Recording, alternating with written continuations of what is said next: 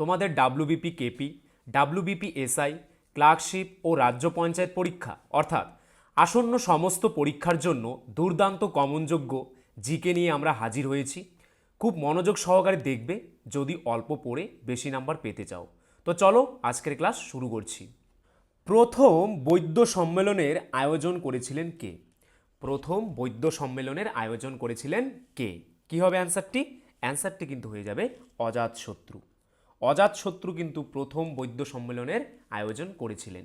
তারপর দেখো উল্লেখযোগ্য কি পয়েন্টস কি রয়েছে। প্রথম বৈদ্য সম্মেলন কবে হয়েছিল? প্রথম বৈদ্য সম্মেলন হয়েছিল 483 খ্রিস্টপূর্বাব্দে। কোথায় হয়েছিল? রাজগৃহতে হয়েছিল। কার সময় হয়েছিল বা কার রাজত্বকালে হয়েছিল? অজাতশত্রুর সময়কালে হয়েছিল। নেক্সট, দ্বিতীয় বৈদ্য সম্মেলন কবে হয়েছিল? 383 খ্রিস্টপূর্বাব্দে। কোথায় হয়েছিল? বৈশালীতে। আর এই সম্মেলনের সভাপতি কে ছিলেন? সাবাকামি। কার সময়ে হয়েছিল? কালাশোকের সময়কালে দ্বিতীয় বৈদ্য সম্মেলন হয়েছিল। তৃতীয় বৈদ্য সম্মেলন কবে হয়েছিল? 250 খ্রিস্টপূর্বাব্দে কিন্তু তৃতীয় বৈদ্য সম্মেলন হয়েছিল। কোথায় হয়েছিল? পাটলিপুত্রে হয়েছিল। সভাপতি কে ছিলেন তৃতীয় বৈদ্য সম্মেলনের? উপগুপ্ত। কার সময়কালে হয়েছিল তৃতীয় বৈদ্য সম্মেলন? সম্রাট অশোকের সময়কালে। নেক্সট, চতুর্থ বৈদ্য সম্মেলন কবে হয়েছিল? 72 খ্রিস্টাব্দে। স্থান কোথায় হয়েছিল? দেখো, কাশ্মীরের মতান্তরে কি জলন্ধরে হয়েছিল। সভাপতি কে ছিলেন চতুর্থ বৈদ্য সম্মেলনের? বসুমিত্র। কার সময়কালে চতুর্থ বৈদ্য সম্মেলন হয়েছিল? কুষাণ সম্রাট কনিষ্কের সময়কালে। ভারতের জাতীয় জলজ প্রাণী কি? বা ভারতের জাতীয় জলজ প্রাণীটির নাম কি? কি হবে অ্যান্সারটি? অ্যান্সারটি কিন্তু হয়ে যাবে নদী ডলফিন। নদী ডলফিন হচ্ছে ভারতের জাতীয় জলজ প্রাণী। গাঙ্গেয় নদীর ডলফিন ভারতের জাতীয় জলজ প্রাণী। এটি শুশুক নামেও পরিচিত। তাহলে ভারতের জাতীয় জলজ প্রাণী যদি অপশনে নদী ডলফিন না দিয়ে শুশুক থাকে তাহলে কিন্তু অ্যান্সারটি তোমরা শুশুক করবে। কিছু প্রজাতির কচ্ছপ, কুমির এবং হাঙরসহ ডলফিন পৃথিবীর প্রাচীনতম প্রাণীদের মধ্যে অন্যতম। গঙ্গা নদীর ডলফিন আনুষ্ঠানিকভাবে 1801 সালে আবিষ্কৃত হয়। তারপর দেখো ভারতের জাতীয় পশু কি? বাঘ। কিসের প্রতীক? ক্ষমতার প্রতীক স্বরূপ। জাতীয় ফুল কি? পদ্ম। কিসের প্রতীক? শুদ্ধতার প্রতীক। জাতীয় বৃক্ষ কি? বট। কিসের প্রতীক? চিরন্তনতার প্রতীক হচ্ছে কি? বট। জাতীয় পাখি কি? ময়ূর। কিসের প্রতীক? কমনীয়তার প্রতীক হচ্ছে কি? ময়ূর। জাতীয় ফল কি? ভারতের জাতীয় ফল হচ্ছে আম। ভারতের ক্রান্তীয় জলবায়ুর প্রতীক হচ্ছে কি? আম।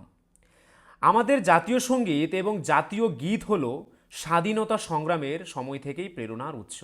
তাহলে আমাদের জাতীয় সঙ্গীত এবং জাতীয় গীত কি? স্বাধীনতা সংগ্রামের সময় থেকে একটা প্রেরণার কি? উৎস হয়ে এসেছে। দেখো, আমাদের জাতীয় সঙ্গীত হচ্ছে কি? বন্দে মাতরম। এটি কার লেখা? এটি হচ্ছে বঙ্কিমচন্দ্র চট্টোপাধ্যায়ের লেখা। আর জাতীয় গীত হচ্ছে কি? জনগণ মন, যেটি কার লেখা? রবীন্দ্রনাথ ঠাকুরের লেখা।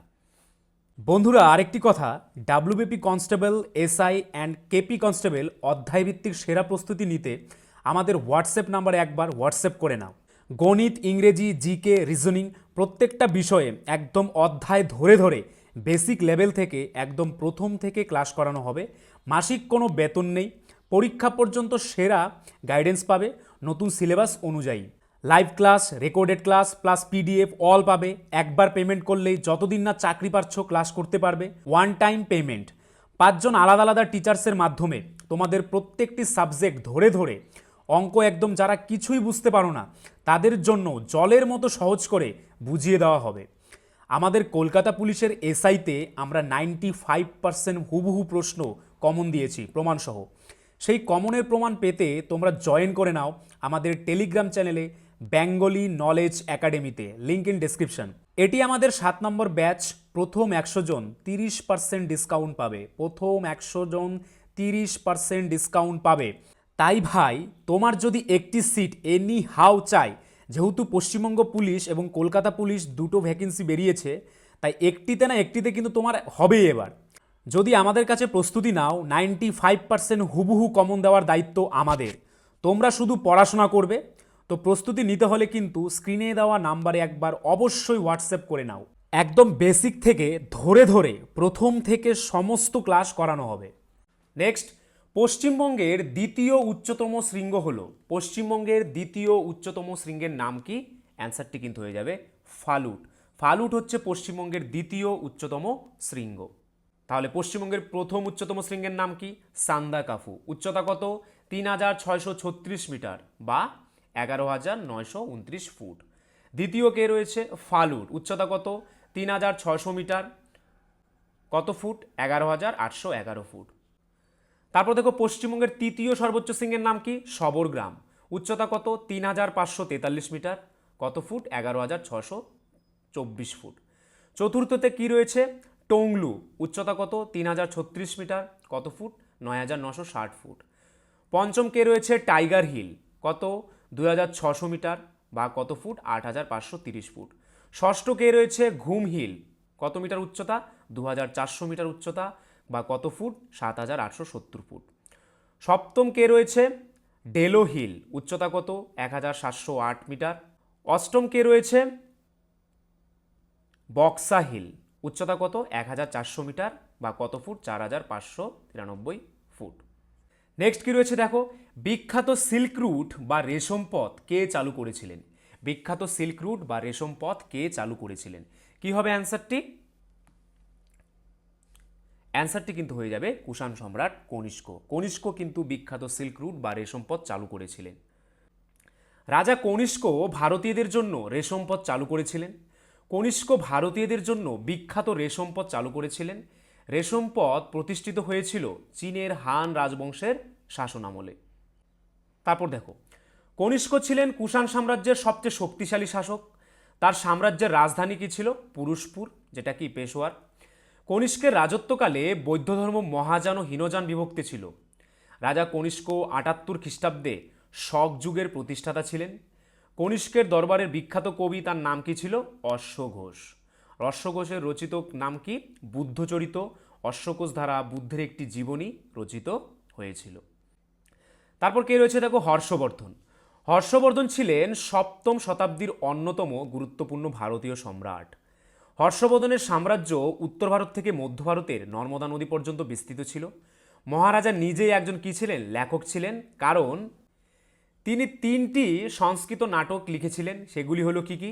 রত্নাবলী, প্রিয়দর্শিকা এবং কি নাগানন্দ। কার লেখা? হর্ষবর্ধনের লেখা। তারপর কে রয়েছে? সম্রাট অশোক।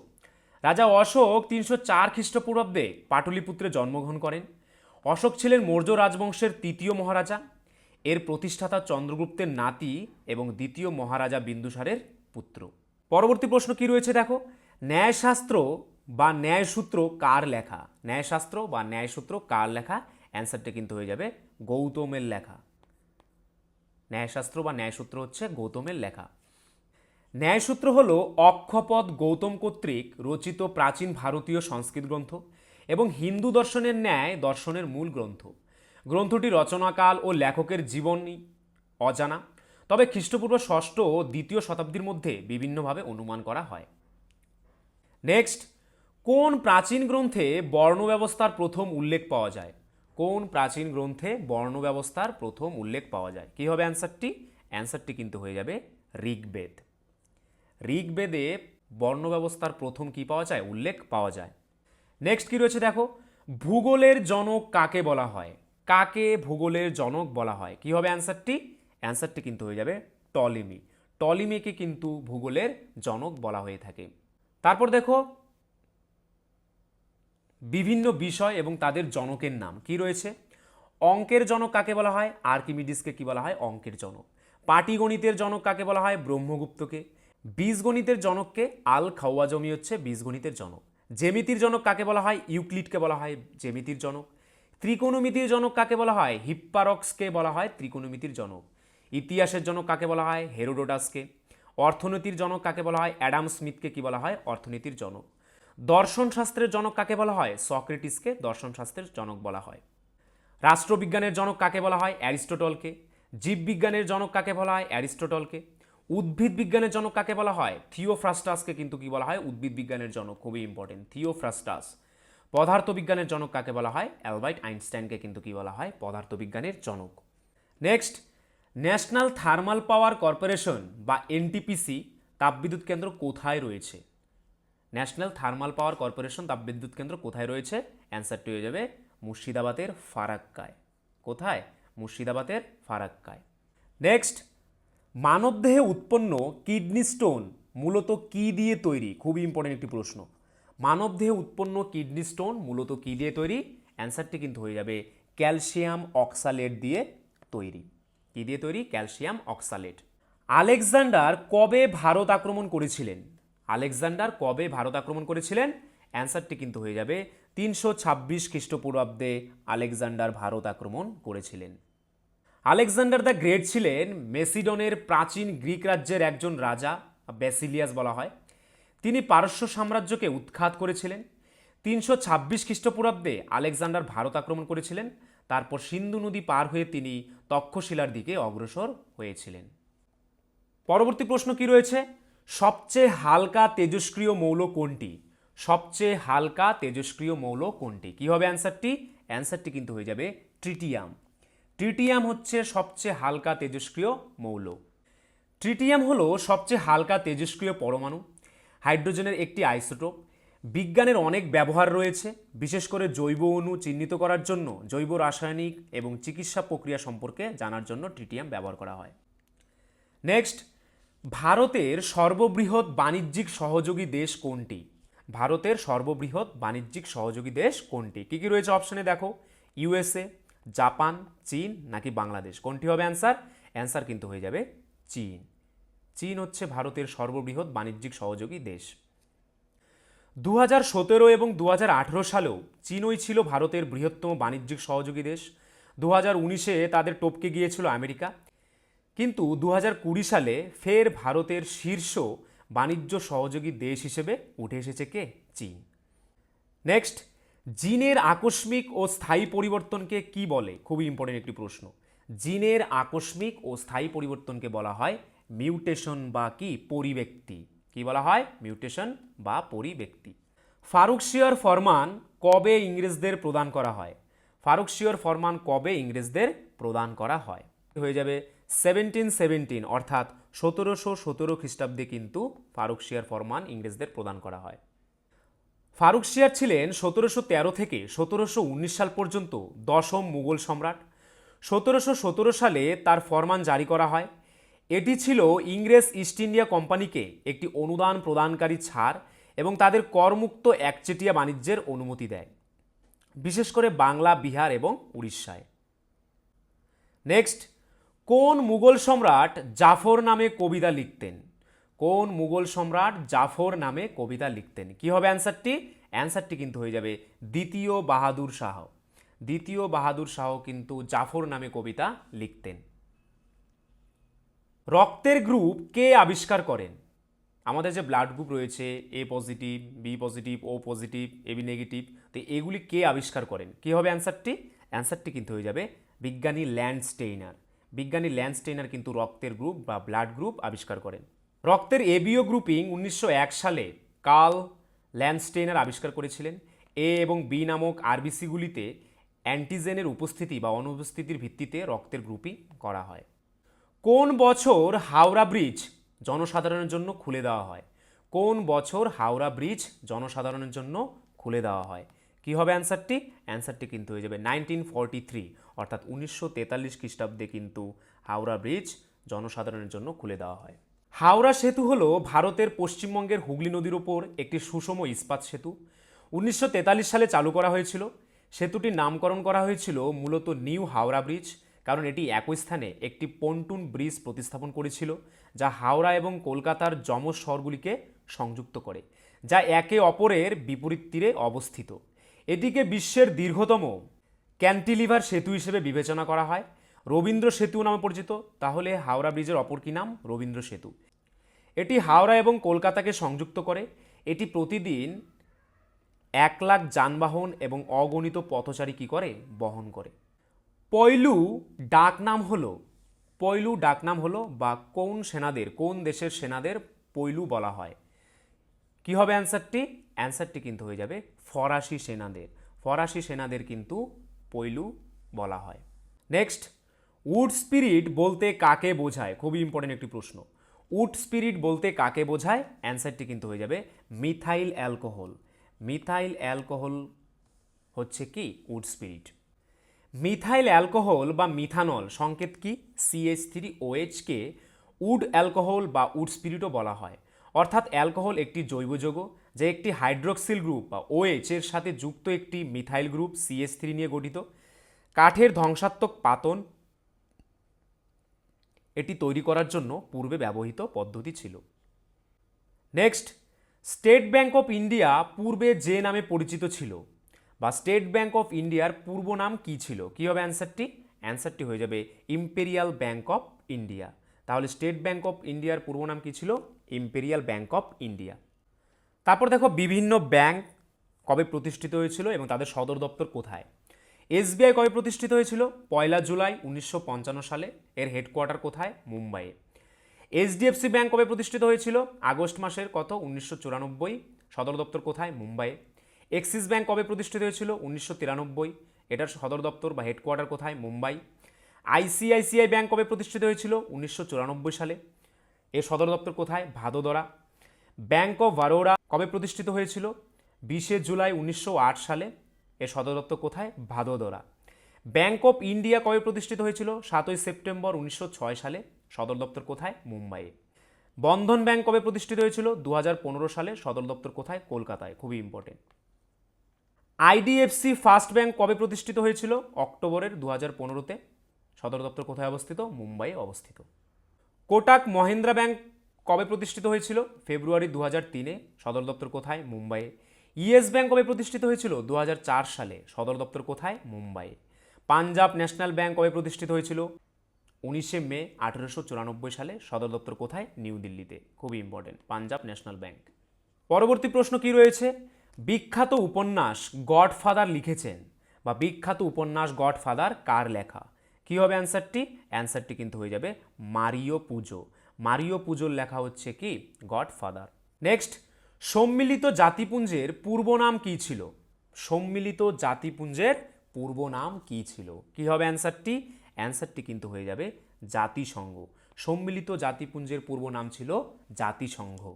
1919 সালে প্রথম বিশ্বযুদ্ধের পর ভার্সাই চুক্তির অধীনে জাতিসংঘ প্রতিষ্ঠিত হয়। এর উদ্দেশ্য ছিল আন্তর্জাতিক সহযোগিতার প্রচার এবং শান্তি ও নিরাপত্তা অর্জন করা।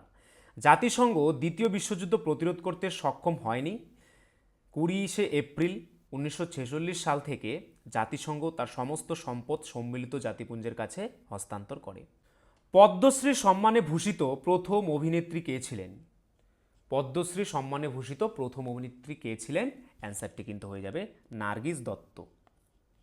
তাহলে পদ্মশ্রী সম্মানে ভূষিত প্রথম অভিনেত্রীর নাম কি? নার্গিস দত্ত। পরবর্তী প্রশ্ন কি রয়েছে? কোন মহিলা ক্রিকেটার 200 উইকেট দখল করেন? কোন মহিলা ক্রিকেটার 200 উইকেট দখল করেন? কি হবে অ্যান্সারটি? অ্যান্সারটি কিন্তু হয়ে যাবে ঝুলন গোস্বামী। ঝুলন গোস্বামী প্রথম মহিলা ক্রিকেটার যিনি 200 উইকেট দখল করেন। ঝুলন গোস্বামী ভারতের অভিজ্ঞ পেসার। একদিনের আন্তর্জাতিক বা ODI ক্রিকেটে 200 উইকেট নেওয়ার বিশ্বের প্রথম মহিলা ক্রিকেটার হয়েছেন।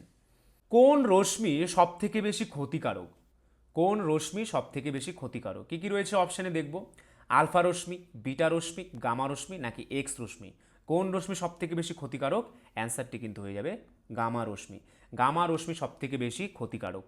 গামা রশ্মি আয়নীকরণ বিকিরণ এবং এইভাবে জীবনের জন্য বিপজ্জনক। এগুলি DNA মিউটেশন, ক্যান্সার এবং টিউমার এবং উচ্চ মাত্রায় পোড়া এবং বিকিরণ অসুস্থতার কারণ হতে পারে। তাদের উচ্চ অনুপ্রবেশ শক্তির কারণে তারা অস্থি,